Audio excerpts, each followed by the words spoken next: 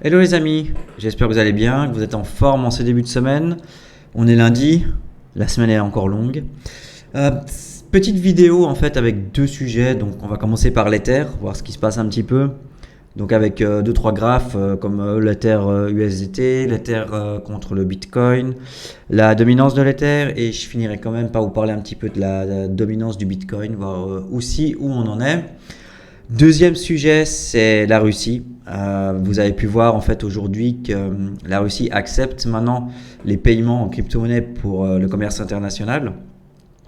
Alors, est-ce que c'est une bonne nouvelle? Alors, les gens, au premier abord, disent oui, mais bon, je pense qu'ils vont pas creuser un petit peu plus loin et je vous dirai moi ce que j'en pense. On se retrouve juste après le générique. À tout de suite les gars.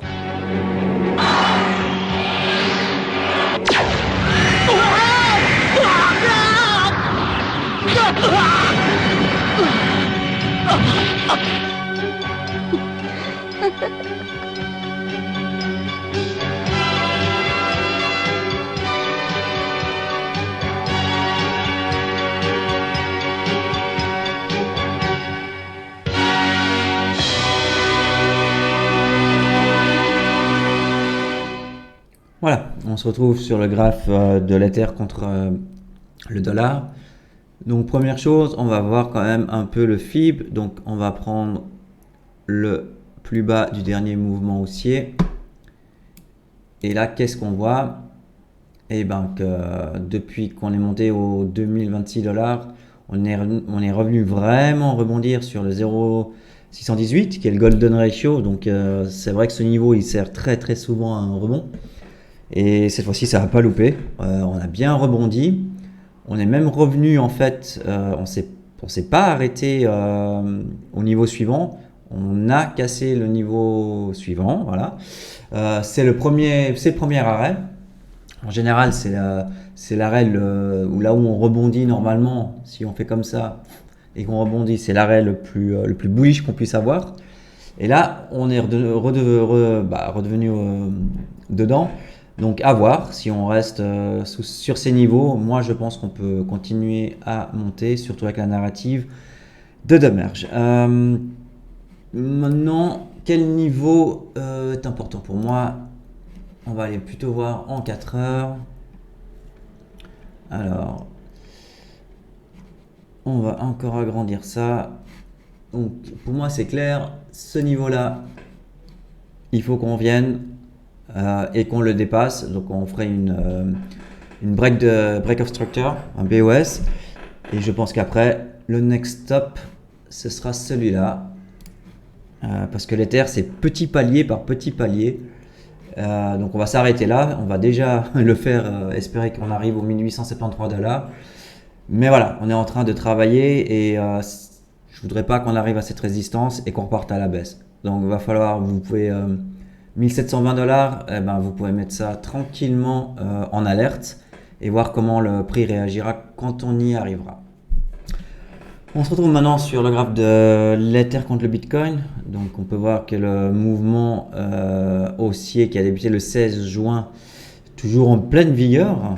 Donc le TH surperforme le Bitcoin allègrement. Il y a même une accélération en fait ces derniers jours.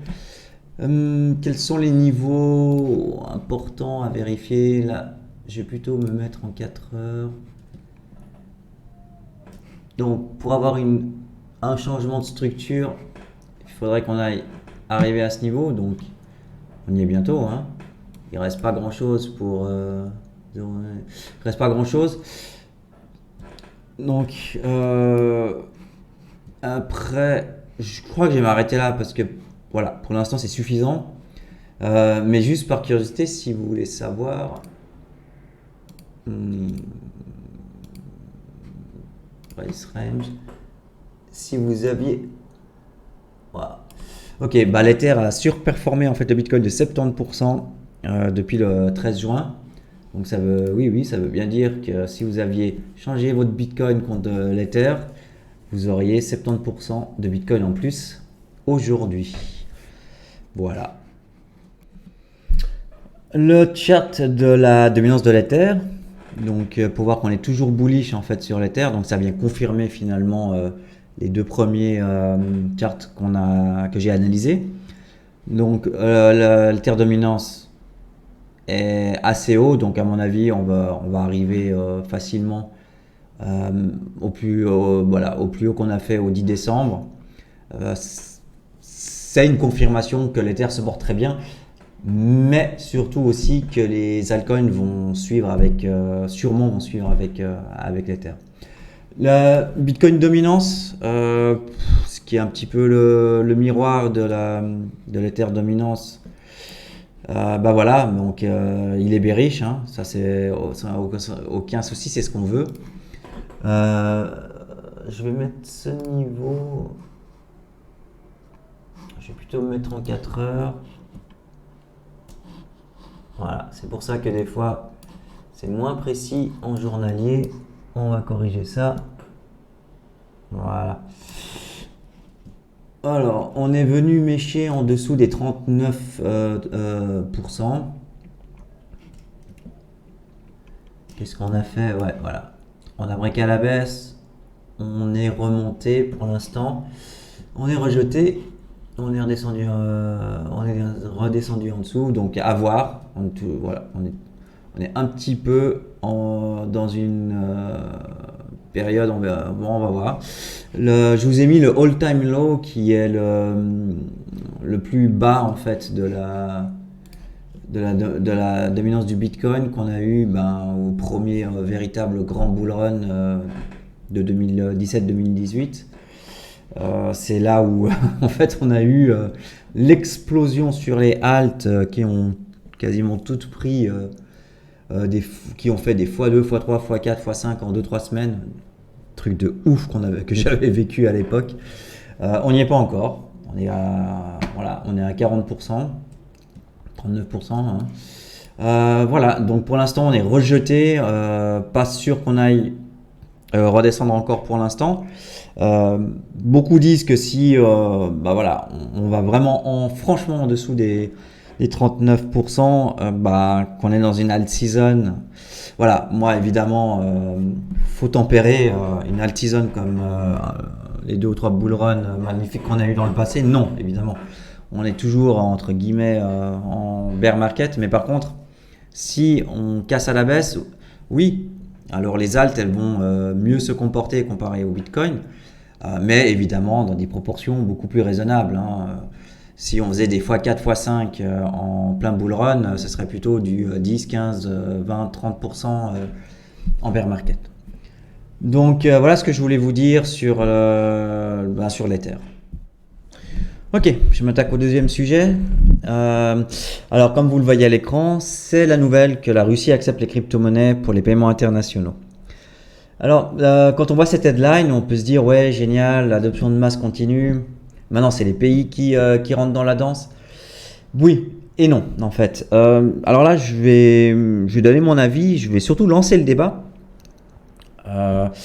Pourquoi est-ce que la Russie prend maintenant cette décision alors qu'il n'y a pas si longtemps, elle avait justement déclaré que les crypto-monnaies étaient interdites dans le pays. Et ce volte-face, pourquoi il est arrivé peu de temps après cette déclaration? Alors vous n'êtes pas sans savoir qu'il y a des sanctions internationales contre la Russie. Donc certains pays n'achètent plus de gaz, n'achètent plus de pétrole à la Russie en signe de protestation contre son offensive contre l'Ukraine. Et tout d'un coup, maintenant, la Russie accepte les crypto-monnaies si un pays veut acheter du gaz ou du pétrole.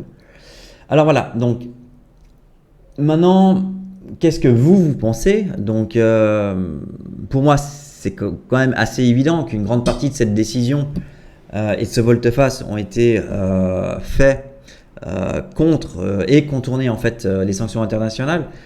À voir maintenant comment les États-Unis et l'Europe va réagir, parce qu'évidemment, est-ce qu'elles vont se laisser faire? Est-ce qu'elles vont accepter que les crypto-monnaies sont servis justement pour contourner ces sanctions internationales? Ça va pas se passer tout de suite, hein, mais il faut voir maintenant. Est-ce que l'Europe va accélérer de légiférer sur les cryptos, ou les États-Unis vont faire aussi un volte-face et je sais pas. Franchement, là, je lance le débat. C'est un débat qui est complètement ouvert. Moi, je pense que il y aura une petite réaction.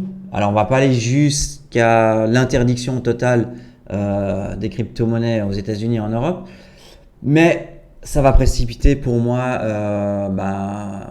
de légiférer sur les crypto-monnaies. Donc voilà, c'est tout ce que je voulais vous dire pour aujourd'hui. Et on se retrouve demain peut-être pour une autre vidéo. Bonne soirée les gars!